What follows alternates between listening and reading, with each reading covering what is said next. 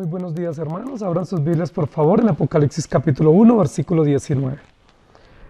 En esta oportunidad vamos a hacer una síntesis, un resumen, un conjunto de todo el mensaje de las 7 iglesias del Apocalipsis que hemos estudiado durante estos meses anteriores. Apocalipsis 1:19 dice: escribe las cosas que has visto y las que son y las que han de ser después de estas.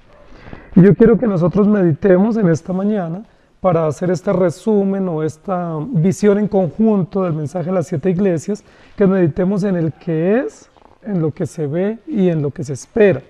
Esa es una de las connotaciones importantes que el libro de Apocalipsis va a tener. Va a manejar 3 tiempos, pasado, presente y futuro, y en todo el panorama de la historia o en todo el paréntesis del tiempo nos va a mostrar el cuidado fiel, presente y soberano de Cristo a favor de su iglesia. Esto está enmarcado dentro del pacto eterno de redención y los 3 momentos históricos el Señor tiene control absoluto. Las cartas que nosotros hemos estado estudiando en los capítulos 2 y 3 vienen antes de un llamado que el Señor le va a hacer al apóstol Juan, y es: sube acá y te mostraré las cosas que van a suceder pronto. Es decir, antes del momento de comenzar a ver el trono o el reinado celestial de Dios y las implicaciones judiciales para la iglesia y también para la humanidad, el Señor nos presenta la visión de las 7 iglesias en conjunto. Este mensaje de las 7 iglesias es una unidad conformada por todos estos mensajes de exhortación, de ánimo y de esperanza para las iglesias, y son previos a todas las otras series de 7. En el libro de Apocalipsis vamos a encontrar muchas series de 7, y la primera serie que encontramos son las 7 iglesias. Posteriormente vienen los 7 sellos, las 7 trompetas y las 7 copas, pero todas estas series están totalmente relacionadas y forman un conjunto en el mensaje de Apocalipsis. Son una unidad completa, son una unidad integrada, y es muy importante que nosotros podamos ver la unidad y el propósito de estos 7 mensajes con estas 7 series que nosotros hemos visto. La razón por la cual se presenta antes de hablar de juicio el mensaje de las 7 iglesias es para mostrarnos el cuidado que Dios tiene de su pueblo, para mostrarnos qué hace Dios en medio de su pueblo, y para indicarnos cuál es la razón de ser de la iglesia, cuál es la esperanza que ella tiene, cómo debe afrontar las diversas circunstancias que se le presentan, cómo en diferentes épocas, lugares y circunstancias la iglesia será mantenida, guardada y perfeccionada por la obra perfecta de Jesucristo. Iniciando el libro de Apocalipsis, nosotros dijimos que el tema central del libro de Apocalipsis es la revelación de Jesucristo, que dio a través de los profetas y a través de los apóstoles. Entonces, en ese sentido, el mensaje a las 7 iglesias de Asia es el remedio o es la esperanza o la solución para las diversas deficiencias que la iglesia está presentando, como la falta de amor, como la falta de compromiso, como la mezcla con el mundo y su tranquilidad o su comodidad con las cosmovisiones imperantes del momento. Primera de Corintios 11:32 dice: mas siendo juzgados somos castigados por el Señor para que no seamos condenados con el mundo. Se ve y espera. Es el título que yo le he puesto hoy a este mensaje de síntesis relacionado con los 3 primeros capítulos o con las 3 primeras, o la primera serie de 7, y relacionado de igual manera con la primera parte del libro de Apocalipsis, porque a partir del próximo domingo comenzaremos una segunda parte, una segunda sección que tiene incluido otra serie de 7 muy interesante. El primer punto es lo que es. Lo que es Cristo. Yo quiero que nosotros nos enfoquemos en este momento para pensar que hay algo que es, hay algo que se ve y algo que se espera. Y lo que es Cristo. Cada mensaje de la iglesia o a las iglesias, cada uno de los 7 mensajes comienza presentando a Cristo. Es como una fórmula metodológica o una forma pedagógica para dar el mensaje. Ninguno de los 7 mensajes cambia la fórmula, que es introduce hablando del carácter de Cristo, hablando de quién es Cristo como Señor, como Salvador, como escrutador de la iglesia, da un conocimiento amplio y completo usando metáforas, usando ejemplos descriptivos del carácter de Dios en relación con toda la Escritura.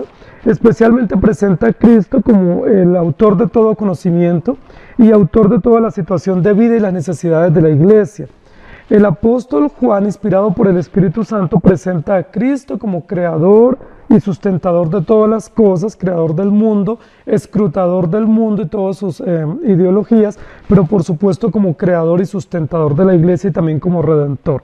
Hay básicamente dos características que se van a presentar sobre Cristo en la introducción al mensaje a cada una de las iglesias. Esa descripción de Cristo o esa explicación o esa presentación que nos revela a Cristo tiene dos aspectos. Uno es mostrarlo como creador de todas las cosas, creador de todas las instituciones, creador y sustentador de toda la vida y de toda la dinámica de la existencia del hombre. Y el otro aspecto es presentarlo como redentor de la iglesia, como eficaz redentor, como eficaz y suficiente redentor de su pueblo, soberano en la creación, soberano en la redención. Creador y redentor. Son dos aspectos importantes del carácter de Cristo que estaban siendo refutados en ese primer siglo, especialmente por los gnósticos. Los gnósticos decían que Jesucristo no era creador, sino que era ser creado. Y ya lo vimos en el libro de Apocalipsis, en el capítulo 1, que se refuta seriamente ese argumento, al igual como se hace en Efesios y en la carta a los Colosenses. Entonces se refuta la idea de que Cristo sea creado, y más bien se enfatiza o se hace énfasis muy firme en que Jesucristo es creador de todas las cosas. Y el otro aspecto que estaba siendo puesto en entredicho, especialmente en el contexto religioso ideológico del primer siglo, era que Jesucristo no era redentor, sino que era pues como una emanación de Dios, o que era una ilusión, o que era simplemente un profeta, o que era simplemente un judío revolucionario, pero no se afirmaba que Jesucristo fuese redentor. Entonces, en el momento en que la iglesia está en tremendo sufrimiento, siendo perseguida y oprimida por el imperio romano, estando en tantas situaciones complejas, el apóstol Juan, lleno del Espíritu Santo, va a dirigir el mensaje a las 7 iglesias. Y cada una de las iglesias va a describir aspectos contundentes, claros, notorios del carácter de Cristo como creador y como redentor. Es decir, Él crea y Él restaura o redime o regenera a su pueblo para que pueda vivir para Dios. Los dos aspectos van juntos en la revelación, y los dos aspectos hacen honor a toda la historia del pacto eterno, y los dos aspectos lo que nos muestra es el conjunto del pensamiento cristiano. No podemos disociar el acto mismo de la creación de todas las cosas y de las instituciones con la redención y la consumación de todas las cosas. Dios creó no solamente al hombre, creó la humanidad y el mundo, sino también creó la iglesia. Génesis capítulo 1 y 2 nos muestra la realidad de la iglesia como institución divina. Y por supuesto, cuando vamos a llegar a Apocalipsis, que estamos hablando ya al final de la historia canónica, es necesario que se nos recuerde nuevamente que el acto mismo de la creación, no solamente de la humanidad, sino de la iglesia, pertenece a Jesucristo. Jesucristo es creador de la iglesia como institución, como pueblo suyo, y luego ahora, a raíz de la condición pecaminosa, nos muestra que Jesucristo también es único y suficiente redentor. Él se relaciona con el hombre redimido para conocer su mente, para describir sus acciones, sus circunstancias, para poner en evidencia su corazón. Se presenta como absoluto, soberano, creador y sustentador, como juez, como defensor de su pueblo, como protector y cuidador de su pueblo. Cristo se presenta como el único santo y verdadero, en contraste con el mal de la iglesia, con el mal de la humanidad. Jesucristo se presenta como el amén, el que transmite la idea del verdadero, del justo, el firmemente establecido y el único digno de confiar. Jesucristo en las cartas a las 7 iglesias se presenta como el único con poder pleno y suficiente sobre el mundo, porque Él es fuente y origen de todas las cosas creadas. Es muy interesante la descripción de Jesucristo. La mayoría de nosotros, cuando leemos el mensaje a las iglesias, no vamos a esa parte inicial y no nos detenemos en esa introducción que tiene que ver con el carácter de Cristo, con la descripción de Cristo, sino que más bien vamos como a las censuras, y muchos más bien vamos a las promesas.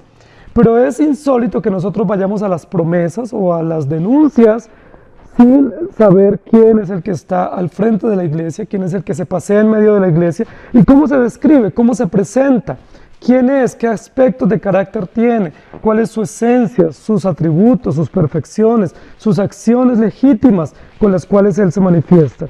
Y en este sentido, la descripción que cada mensaje hace de Cristo habla de la plenitud del Espíritu de Dios, cuidando, vigilando, sustentando la iglesia. Esto es muy esperanzador para cada uno de nosotros, y de manera especial para los hermanos del primer siglo que estaban siendo saboteados por el Imperio Romano, que estaban siendo perseguidos, muchos de ellos torturados, martirizados, exiliados, muchos de ellos estaban conformando y acomodando a las ideologías de turno, muchos de ellos estaban siendo indiferentes a la realidad del Evangelio, a la actitud de compasión, de entrega, y Jesucristo se presenta diciendo: yo soy el que tiene la llave de David, yo soy el que abre y ninguno cierra, yo soy el que tengo poder, yo soy el fuego escrutador, yo soy el que tengo pies como bronce bruñido, yo soy el que tengo como una espada que sale de mi boca.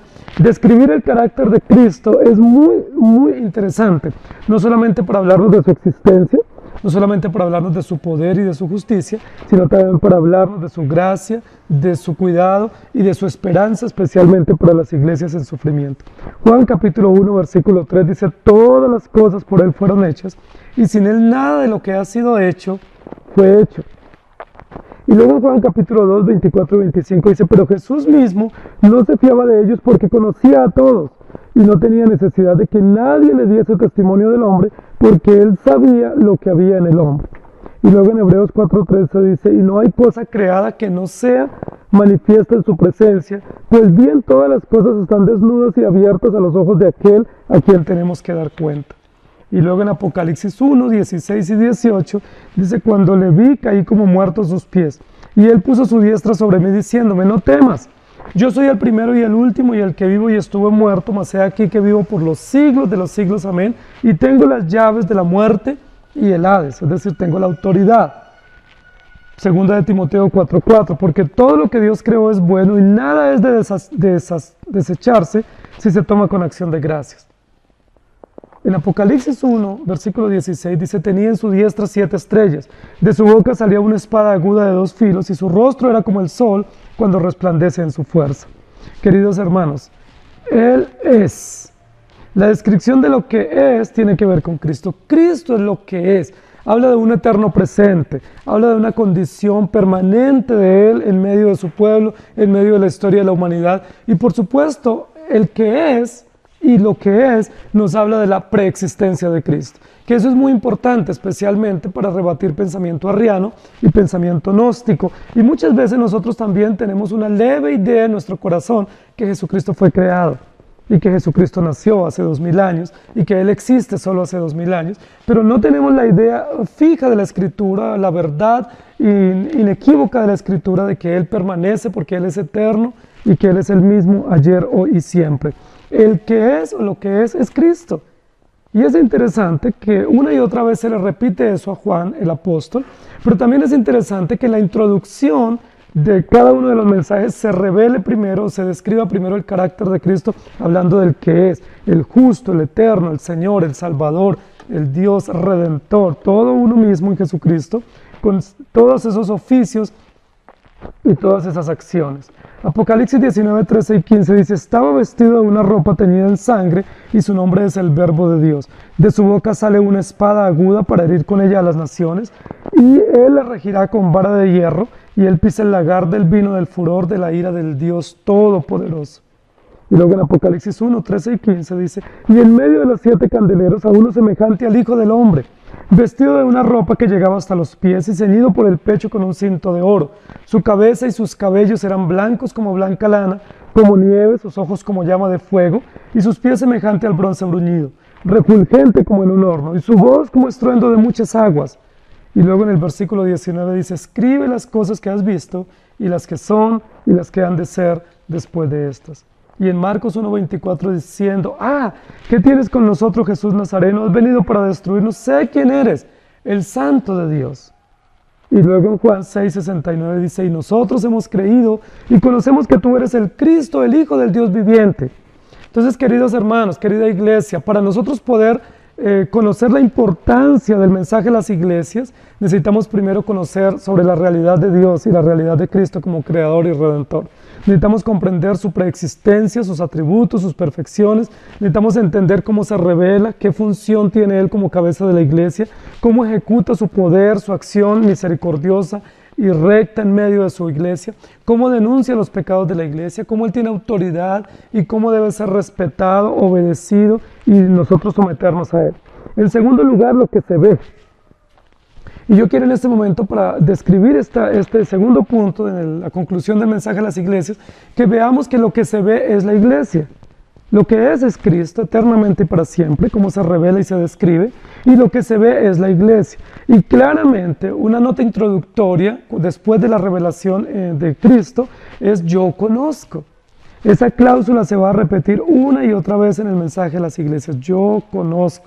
Yo conozco tus obras, conozco tu sufrimiento, conozco tu diligencia, sé lo que estás viviendo, sé lo que está pasando. Y eso nos describe la omnisciencia, el conocimiento y la omnipresencia de nuestro Señor Jesucristo, pero también es otra nota muy alta de esperanza, especialmente para una iglesia en sufrimiento o una iglesia que requiere disciplina. Yo conozco, yo sé lo que vives, yo sé lo que tú haces, conozco tus pensamientos, tus sentimientos, conozco a profundidad la realidad que estás viviendo, pero más que eso, más que conocer las circunstancias, conozco el plan que tengo para ustedes. Conozco el plan porque yo lo diseñé, yo lo establecí, yo lo estoy ejecutando. Lo que se ve es lo que Dios describe y denuncia para cada una de las iglesias. Algunas de estas descripciones del conocimiento de Dios sobre la iglesia son halagadoras. Yo conozco tus obras, conozco tu servicio, conozco tu entrega, conozco tu diligencia, conozco tu sufrimiento y estoy allí para auxiliarte. Pero algunas de esas notas del conocimiento previo de Dios tienen que ver con denuncias, que son advertencias nefastas y censuradoras o punitivas contra la iglesia y contra los creyentes. Yo conozco que no eres frío ni caliente. Yo conozco que has perdido tu primer amor. Yo conozco que aceptas o tienes allí a los que proclaman la doctrina nicolaíta y la doctrina de Jezabel y Baalamita. Entonces el Señor se describe en este segundo momento, no en función de su carácter, de lo que Él es propiamente en su esencia, sino en función del cuidado fiel y providente que Él tiene para la iglesia. Yo conozco lo que se ve. Y es interesante que los creyentes en las iglesias veían algo diferente de la iglesia, porque nosotros no tenemos la comprensión profunda para poder ver los pecados o la maldad o los vacíos o las insuficiencias o las deficiencias de la iglesia. Pero el Señor, que conoce todo y que todo lo ve, lo aclara y lo expone. Dios ve la aflicción de la iglesia y nos desafía a permanecer fieles aún en medio de la persecución y de los martirios. Dios ama la ortodoxia, Dios define los principios, Dios ama la fidelidad, el compromiso, pero condena la falta de amor por Jesucristo.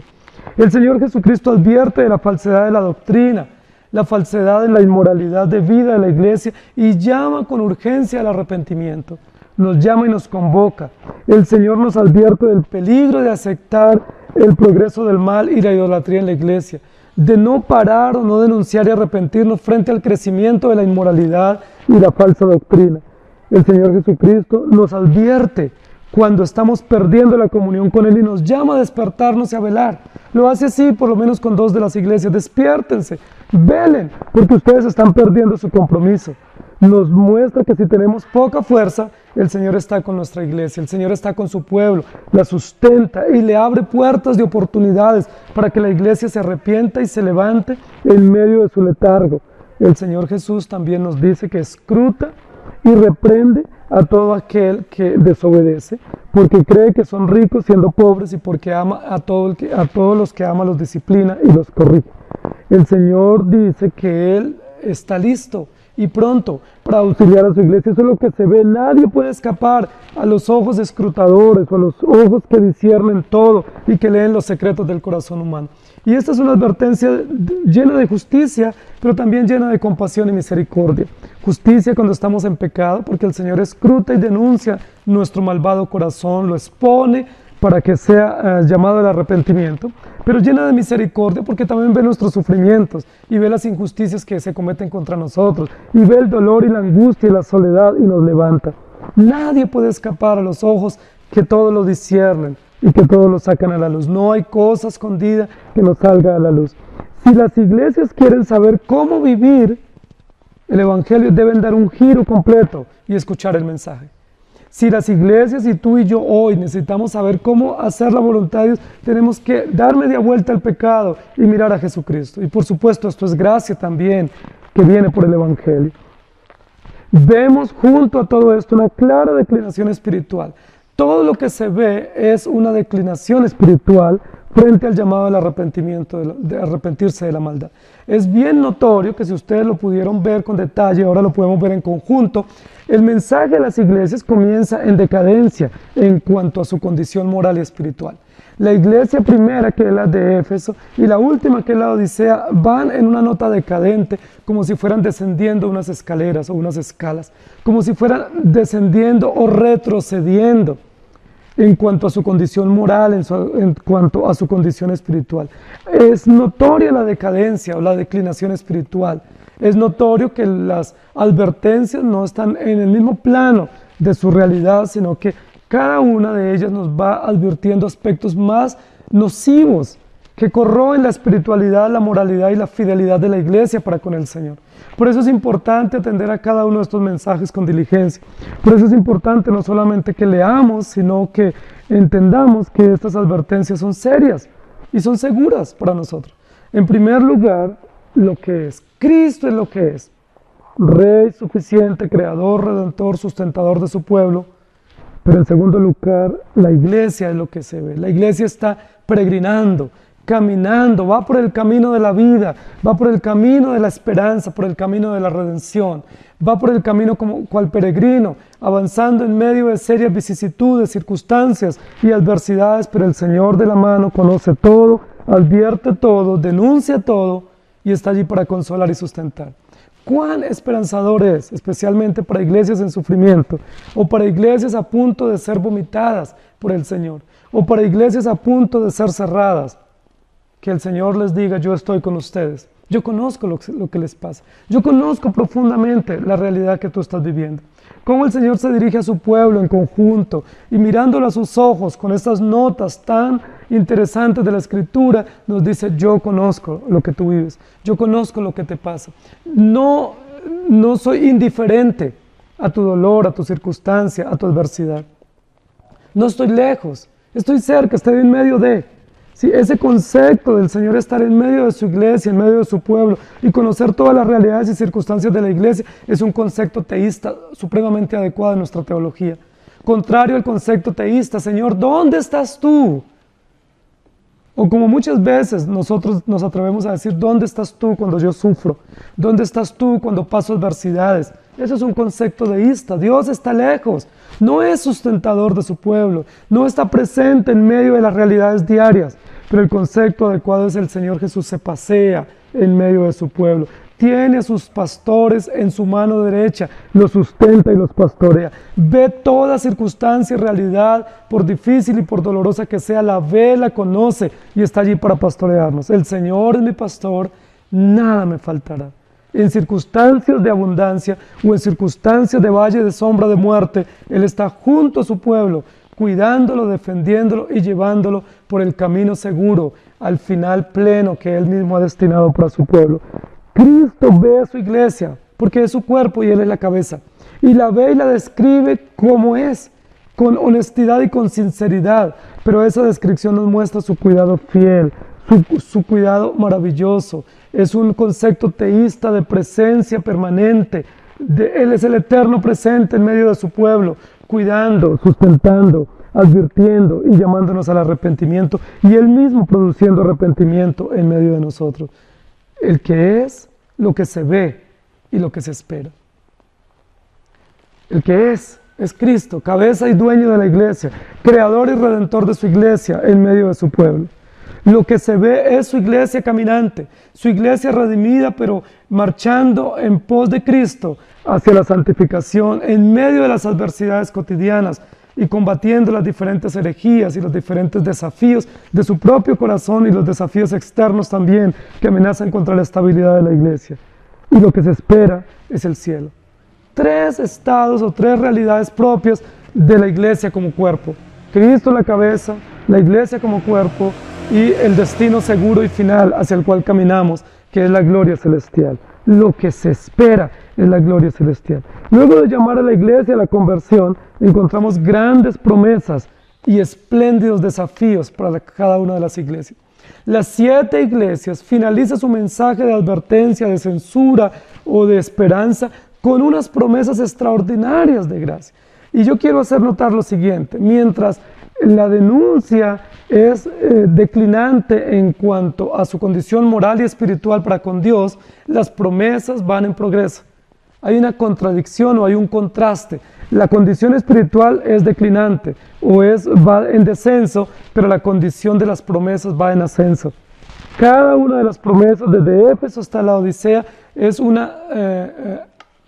ascenso, es un progreso para mostrarnos la bondad de Dios. Mientras la iglesia se aleja de Dios, Dios le da esperanza de que cada vez tiene promesas más seguras y más desafiantes de compartir la gloria y la esperanza con Cristo. Jesús está asignando a la iglesia la responsabilidad de vencer a todos los que tratan de derrotarla.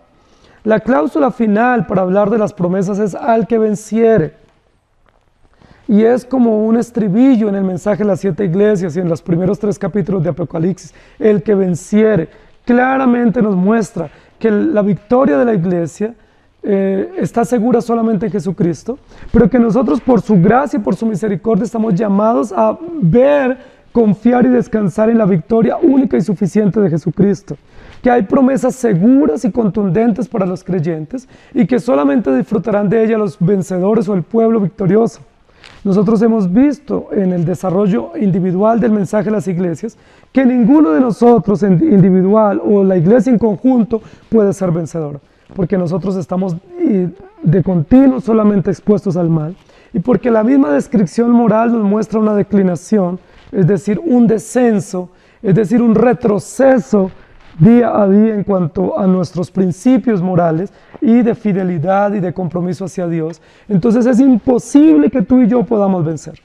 Es imposible que nuestra iglesia pueda salir victoriosa en medio de las situaciones y las adversidades.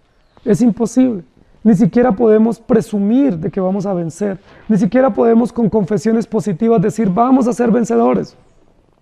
Porque nosotros estamos expuestos a la derrota, porque nuestro corazón está inclinado al mal, porque nosotros estamos de continuo expuestos siempre a la miseria de nuestra propia condición. El apóstol Pablo lo dice en Romanos capítulo 5, miserable de mí, ¿quién me librará de este cuerpo de muerte? Porque estoy vendido al pecado y con mis miembros sirvo al pecado debiendo servir a Dios. Esa condición nefasta pero real, veraz, muestra que la única razón de la victoria y la única razón para el disfrute de las promesas escatológicas para la iglesia está únicamente en Jesucristo. Ahora es interesante que todas estas promesas a los vencedores no sean promesas individuales. Nosotros como vivimos en una sociedad individualista y como nuestro propio corazón es egoísta, pensamos que vamos a abrazar esas promesas de manera individual. Pero no es así, es el que venciere, está hablando de la iglesia victoriosa en conjunto, la iglesia como cuerpo será victoriosa solamente por Jesucristo y disfrutará de estas bendiciones espirituales o de estos beneficios celestiales en el reino de Dios por la eternidad, no de forma individual, sino como cuerpo universal de creyentes. Las promesas incorporan o terminan hablando de sentarse con Jesucristo en el trono, mostrando la progresión. Cada promesa va de menos a más y terminamos en la Odisea sentados a la diestra de Cristo, disfrutando en el trono de Él por la eternidad. Y nos muestra claramente que el final de Dios para la iglesia, o que la consumación de la vida y de la realidad de la iglesia no es el Edén, sino que es el cielo o la gloria celestial. El Edén fue el lugar donde Dios puso a Adán y Eva, y fue donde le dio las instrucciones iniciales y donde manifestó la relación pactual para con el hombre y la humanidad. Pero luego el final de la iglesia consumada y gloriosa no será el Edén. No es un círculo que comenzamos en un punto y volvemos allá. Es un desarrollo progresivo donde se avanza, donde se escala a llegar hasta la misma gloria celestial, imposible para nosotros. Es decir, esa victoria únicamente pertenece a Jesucristo, porque es el único que puede llevarnos a sentarnos al lado de Cristo en el trono. El vencedor recibe la promesa segura de la redención. Y nuevamente tenemos que conectar creación con redención, como en el primer paso. Porque la iglesia se mueve en ese paréntesis del tiempo, desde su institución hasta su consumación en la historia. Se instituye en el acto de la creación y se consuma en el acto pleno de la redención. Jesucristo creador y redentor pleno de su pueblo. El vencedor por la gracia del Evangelio, se sentará con Cristo, es decir, disfrutará plenamente o seguramente y eternamente los beneficios de la redención. También en esta parte de la promesa a los vencedores, describe el Señor Jesucristo la vida feliz que tendrán todos los creyentes en el cielo nuevo y en la tierra nueva. Describe la plenitud absoluta, gozosa y gloriosa que la iglesia, redimida por gracia, disfrutará con la presencia de Cristo. Cristo se presenta como el único modelo de los vencedores. Él es el que ha vencido por siempre. No hay otro en la tierra, no hay otro en el cielo que haya vencido sino Jesucristo únicamente. Y por la victoria de Él, por su justicia imputada a nosotros, nos ha hecho más que vencedores. Por gracia somos salvos. ¡Qué cosa maravillosa! Justicia y misericordia juntos, creación y redención consumada juntas, Cristo y su iglesia juntos, cabeza y cuerpo, mostrando la gloriosa bendición de la redención, censura pero promesa también juntas, dándonos el sentido completo de la esperanza, del ya pero todavía no. Cristo es el modelo perfecto de los vencedores. La iglesia es victoriosa no por sus esfuerzos, no por su disposición, no por su resolución, no por confesiones positivas. Tú y yo somos victoriosos únicamente por la obra perfecta de Jesucristo, el Cordero vencedor. ¿Quién es el que vence al mundo? Va a decir el apóstol Juan en una de sus cartas. ¿Quién es el que vence al mundo? Sino el que cree en Jesucristo y que Jesucristo es Dios. En otras palabras, ¿quién es el vencedor? Cristo, el Hijo de Dios. Y los que creen por su gracia en su único y suficiente sacrificio en la cruz son más que vencedores, como un valor agregado que nos viene de parte de Jesucristo, el Cordero vencedor. La iglesia, aunque débil, la iglesia, aunque defectuosa, la iglesia, aunque censurada por muchas conductas pecaminosas, constituye el objeto por el cual Jesús otorga consideración y por el cual derramó su sangre preciosa. Y esto es una cuestión importante para nosotros. No solamente nos da esperanza, sino que nos muestra el carácter del Evangelio, que tiene que ver con la compasión y la misericordia. Muchas personas levantan su voz diciendo: es que Dios me ama, Jesús me ama, Él murió por mí.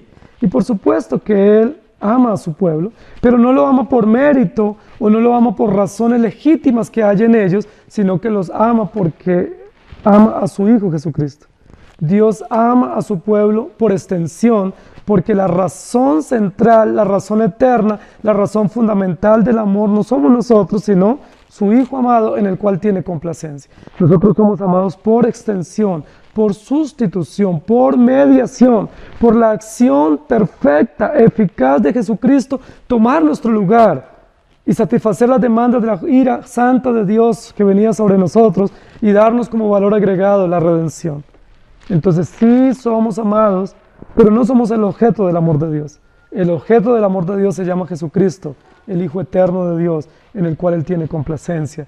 Entonces, en ese sentido, nosotros tenemos que reconocer, como evidentemente se presenta en el mensaje de las 7 iglesias, que todas las iglesias tienen imperfecciones, serias imperfecciones, profundas imperfecciones. Algunos hablan de un rezago pecaminoso, algunos hablan de unos residuos pecaminosos, o algunos inclusive usan el concepto del pecado residual como si fuera unas pequeñas imperfecciones en la vida de un creyente. Pero saben, hermanos, la Biblia no habla de un pecado residual. La Biblia no habla de unos residuos insignificantes o ínfimos de pecado en la vida nuestra, como si estuviéramos a punto de superarlo y de ser casi santos y con aureola aquí sobre la tierra. La Biblia lo que describe es que mientras la iglesia marcha en esta tierra, todo el periodo de su peregrinación tendrá serios, profundos defectos, serias inconsistencias que el Señor conoce y denuncia, pero que en medio de esas inconsistencias, en medio de esos defectos, en medio de esas debilidades, en medio de esos fracasos notorios, evidentes, censurables, el Señor manifiesta consideración, manifiesta bondad, misericordia para su pueblo. Y eso realmente es el Evangelio. Si el Evangelio fuera que tú eres bueno y tienes beneficios, eso no es Evangelio, eso es humanismo. Si el Evangelio fuera que tú mereces todas las bendiciones y las puedes reclamar de un Dios bueno y justo, eso tampoco es Evangelio, eso es mercadeo espiritual. Pero el Evangelio realmente es: tú eres un pecador, Nosotros como iglesia somos defectuosos, somos pecadores, somos inmorales, tenemos denuncias serias y severas que el Señor hace contra nosotros, pero en medio de todas esas realidades naturales de nuestra condición espiritual, el Señor Jesucristo nos llama al arrepentimiento. Extiende sus brazos de amor y nos acepta. Extiende sus brazos de justicia y nos toma en sus manos y nos dice: no temas, yo estoy contigo, y muestra consideración, compasión, muestra esperanza, junto al reproche, junto a la censura, nos pone la promesa, nos pone la nota alta de la bendición espiritual y celestial, denuncia nuestra condición baja y miserable de pecado, pero junto a esa denuncia, de la mano de la denuncia, nos da una promesa grandiosa, escatológica, celestial, inequívoca, inmerecida, imperdible, que nos viene como gracia del pacto eterno de la redención, no por mérito, nuevamente lo repito, sino por la gracia incomparable de Jesucristo. El aumento de las promesas junto a la declinación espiritual nos muestra su gracia. Nosotros haríamos todo lo contrario, porque nosotros somos demasiado rectos y demasiado implacables. Si una persona está declinando en su condición moral, nosotros declinamos también en nuestro cuidado de ella. Si una persona está declinando en su aspecto de fidelidad, nosotros declinamos en nuestros compromisos y deberes para ella. Nosotros comenzamos a ponerle castigos y diciéndole: bueno, como tú ya no hiciste esto, yo tampoco hago lo otro. Justicia retributiva, es decir, efecto, causa y efecto. Te doy de acuerdo a lo que tú eres. Pero saben, el Evangelio es tan revolucionario porque opera de manera diferente, porque el Evangelio es de Dios. Mientras nosotros declinamos en nuestras condiciones morales, mientras declinamos en nuestra fidelidad a Dios, siendo cada día más infieles, el Señor nos muestra el progreso de la promesa. Es decir, la declinación o la progresión mejor que se muestra en las promesas va en ascenso, mostrándonos la gracia y la misericordia. El Señor no nos paga conforme a nuestras obras. Si nos pagara conforme a nuestras obras, tú y yo no estaríamos acá ni tendríamos esperanza. El Señor nos paga conforme a su infinita, incomparable e incomprensible misericordia, que son nuevas cada mañana, pese a que nuestra maldad cada vez es mayor. Apocalipsis capítulo 2, versículo 10 al 17, 10, 17 y 26 dice: no temas en nada lo que vas a padecer. He aquí el diablo echará a algunos de vosotros en la cárcel para que seáis probados y tendréis tribulación por 10 días. Sé fiel hasta la muerte y yo te daré la corona de la vida. El que tiene oído, oiga lo que el Espíritu dice a las iglesias. El que venciere, daré a comer del maná escondido y le daré una piedrecita blanca y en la piedrecita escrito un nombre nuevo, el cual ninguno conoce sino aquel que lo recibe. El que venciere y guardare mis palabras hasta el fin, yo le daré autoridad sobre las naciones.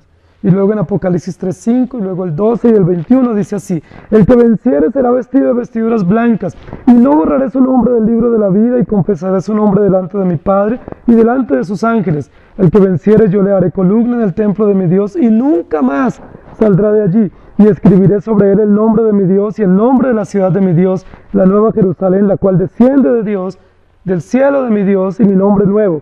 Al que venciere le daré que se siente conmigo en mi trono, así como yo he vencido y me he sentado con mi Padre en su trono. Y luego en Génesis 2:9, y Jehová Dios hizo nacer de la tierra todo árbol delicioso a la vista y bueno para comer, también el árbol de la vida en medio del huerto y el árbol de la ciencia del bien y el mal. Y al que venciere le daré que se siente conmigo en mi trono, así como yo he vencido y me he sentado con mi Padre en el trono. Apocalipsis 3:21. Querida iglesia, somos más que vencedores, no por nuestras fuerzas ni por nuestras condiciones, sino porque Jesucristo venció una vez y para siempre, derrotó el pecado, derrotó a Satanás y derrotó la muerte. Y mientras nosotros vivamos aquí tendremos tantas inconsistencias, tendremos tantas incoherencias en nuestra fe. No hay una persona, no hay un creyente, por maduro que sea o por antiguo que sea y por experimentado que sea, que no tenga serias y profundas inconsistencias en su fe, en su teología, en su práctica, en su moral. Todos somos tan inconsistentes. Por eso decir me voy de esta iglesia porque veo inconsistencia es tan nocivo. Porque donde tú vayas hay inconsistencias y si no las hay, por lo menos el hecho de que tú llegues genera las inconsistencias. Saben, queridos hermanos, en medio de las inconsistencias necesitamos seguir, necesitamos ver la gracia, la esperanza y la victoria de Cristo en medio de nosotros. Primera de Juan 2:14 dice, os he escrito a vosotros padres, porque habéis conocido al que es desde el principio. Os he escrito a vosotros jóvenes, porque sois fuertes, y la palabra de Dios permanece en vosotros, y habéis vencido al maligno. Y luego en Primera de Juan 4:4 dice, hijitos, vosotros sois de Dios y le habéis vencido, porque mayor es el que está en vosotros que el que está en el mundo. Y en Primera de Juan 5:4 y 5, porque todo lo que es nacido de Dios vence al mundo. Y esta es la victoria que ha vencido al mundo, nuestra fe. ¿Quién es el que vence al mundo, sino el que cree que Jesús es el Hijo de Dios? El que es lo que se ve y lo que se espera. Juan 16:33, estas cosas os he hablado para que en mí tengáis paz. En el mundo tendréis aflicción, pero confiad, yo he vencido al mundo. Y Romanos 5:20 dice, pero la ley se introdujo para que el pecado abundase, mas cuando el pecado abundó, sobreabundó la gracia. Hermanos queridos, no es cierto que tenemos allá en la rejilla del fondo unos pocos pecados o unas impurezas insignificantes. No es eso lo que enseña la palabra, no es eso lo que proclama nuestra doctrina en el primer punto del calvinismo sobre la depravación total humana. No es eso lo que enseña la palabra sobre los procesos de la santificación y de la justicia y por supuesto de la gracia en su conjunto. Lo que la Biblia muestra es que a mayor pecado, mayor manifestación de la gracia de Dios. A mayor conciencia de nuestra maldad, de nuestra incapacidad e insuficiencia, mayor descanso y esperanza en los efectos celestiales, eternos, incomparables de la obra perfecta de Jesucristo. El que es Cristo, descrito en cada uno de los mensajes a las iglesias. Lo que se ve es la iglesia, caminante, con tantas impurezas e imperfecciones, con tantas inconsistencias, como en el primer siglo igual hoy y a lo largo de toda la historia de la redención. Y lo que se espera es la gloria celestial. Cristo, la iglesia y la gloria celestial. Cristo, la cabeza de la iglesia, la razón de ser de la iglesia caminando en medio de la lucha y los embates propios del enemigo, y el camino o el destino que es la gloria celestial, el origen, la realidad y la gloria celestial. ¡Qué esperanza para nosotros! Estos 7 mensajes en su conjunto, esta primera serie de 7, que es una serie eclesiológica, es una serie de mensajes importantes dirigidos a la dinámica de la iglesia local, al gobierno de la iglesia local, a las actividades de la iglesia local, nos muestra la esperanza de la redención.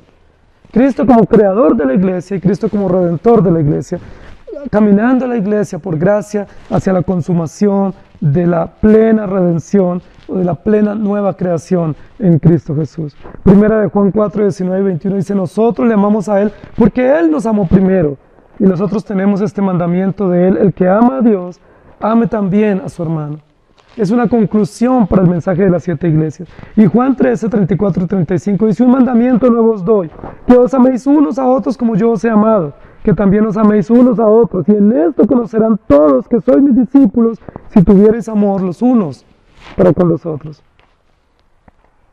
Y en Apocalipsis 19, 5 y 6 dice, y salió del trono una voz que decía, alabad a nuestro Dios todos sus siervos y los que le teméis, así pequeños como grandes. Y oí como la voz de una gran multitud y como el estruendo de muchas aguas, y como la voz de grandes truenos que decía, aleluya, porque el Señor nuestro Dios Todopoderoso reina. Gocémonos y alegrémonos y démosle gloria, porque han llegado las bodas del Cordero, y su esposa se ha preparado, y a ella se le ha concedido que se vista de lino fino, limpio y resplandeciente, porque el lino fino es las acciones justas de los santos. En resumen o en conjunto, esta primera serie de 7 es una serie que se narra desde la realidad de la dinámica de la iglesia, desde la caminata, el peregrinaje de la iglesia como comunidad, desde la iglesia militante que camina salvada por gracia hacia la plena redención o hacia la consumación de la redención. Lo que es, lo que se ve y lo que se espera. Cristo es el que es, el eterno presente en medio de su iglesia, origen, creador y redentor de su iglesia. La iglesia es lo que se ve, que camina y lucha, y a veces vemos que retrocede y a veces parece que se extingue, pero está gobernada, dirigida y sostenida por el Creador y Redentor Jesucristo. Y lo que se espera es la gloria celestial. Todo creyente, todos nosotros los que por gracia hemos sido salvados, caminamos hacia la gloria celestial. Caminamos hacia la ciudad celestial. Caminamos hacia los cielos nuevos y la tierra nueva, hacia las promesas escatológicas seguras, firmes que nos vienen a través de Jesucristo, el Cordero Celestial. Esa es la esperanza para esta iglesia. Esa es la esperanza para todas las iglesias de Jesucristo. Esa es la esperanza para cada creyente salvado por gracia, que pese a todas las vicisitudes diarias, a las circunstancias y adversidades, a los desánimos, a las inconsistencias de fe y a las inconsistencias de práctica, caminamos hacia la gloria celestial. Y muy pronto estaremos sentados a la derecha del Padre, junto a Jesucristo, disfrutando las glorias eternas, los méritos de Jesucristo por la eternidad. Que el Señor nos ayude a vivir para Él. Oremos. Amado Señor, gracias por tu palabra. Gracias por permitirnos entender que somos tuyos y vivimos para ti. Gracias por permitirnos entender que este mensaje de las 7 iglesias es el mensaje permanente para el pueblo tuyo a lo largo de la historia. Gracias por permitirnos entender que la razón de la iglesia eres tú. Tú eres el fundamento, tú eres el creador y sustentador, tú eres el redentor de la iglesia. Gracias por ayudarnos a entender que cada iglesia, incluida esta iglesia local, tiene serias inconsistencias, tiene profundas denuncias que tú haces contra nosotros, tiene profundas censuras y desafíos porque nuestras obras son malas y nuestras acciones son pecaminosas, por nuestra falta de compasión, por nuestra falta de perdón, por nuestra falta de fervor, por nuestra falta de unidad. Te pedimos perdón y rogamos tu gracia y tu misericordia. Pero gracias, Señor, por recordarnos, para darnos esperanza y consuelo, que sin importar las condiciones de vida de cada uno de nosotros y de la iglesia en su conjunto, caminamos hacia la gloria celestial, llevados de tu mano. Caminamos, Señor, con firme seguridad en ti, poniendo los ojos en ti, como viendo al invisible, sabiendo que muy pronto, llevados de tu mano, estaremos sentados junto a ti, disfrutando de la gloria celestial. Esa es la esperanza cristiana, esa es la gloria del Evangelio, esa es la consumación del mensaje de la gracia y de la compasión que nos viene por ti. Que aún en medio de nuestros pecados, de los cuales debemos arrepentirnos y de los cuales cosecharemos las consecuencias, nuestro destino, nuestro camino, el sendero está trazado, tú eres el camino, tú eres la puerta y tú nos llevas y nos harás sentar contigo en tu gloria celestial. Maravillosa consumación de la redención, maravillosa consumación de este mensaje y de esta travesía que tenemos que afrontar, a veces adversa y a veces incomprensible. Pero gracias por tu palabra y gracias por sostenernos en Cristo Jesús. Amén.